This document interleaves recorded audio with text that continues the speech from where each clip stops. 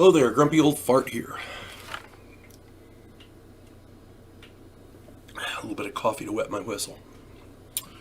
And a shout out to my favorite race car driver. Let's go, Brandon.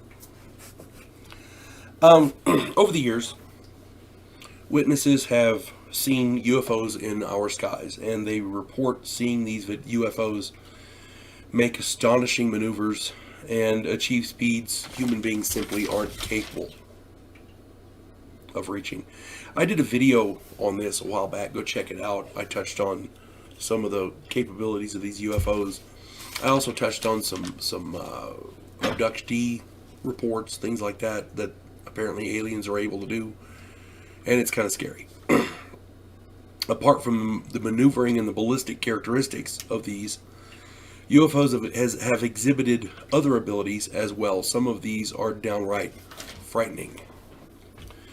UFOs seem to have some kind of effect, possibly an EMP field of some kind, wherein vehicles simply lose power for a period of time. There are people driving along in the car and it just stops. City blocks lose power. Entire city blocks have lost power. Aircraft lose power and fall out of the sky.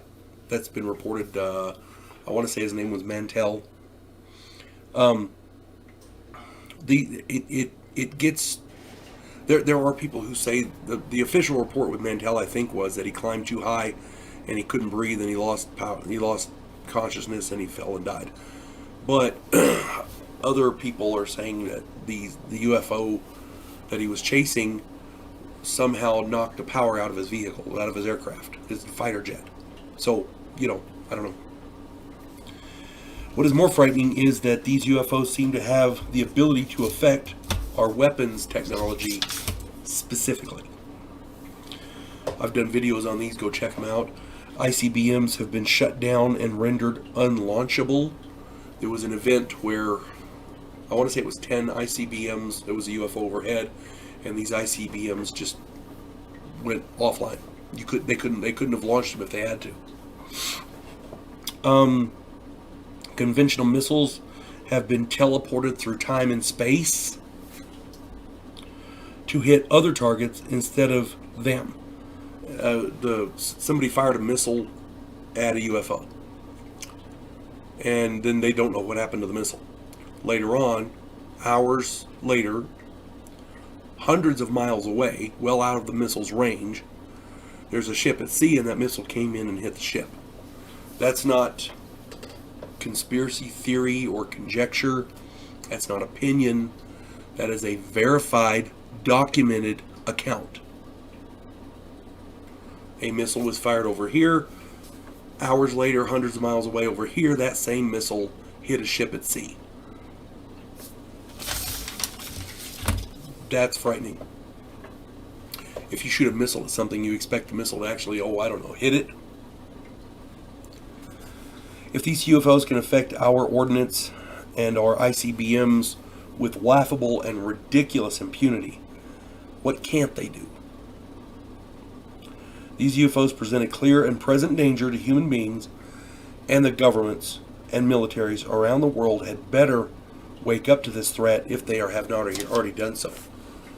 Excuse me. Sorry about that.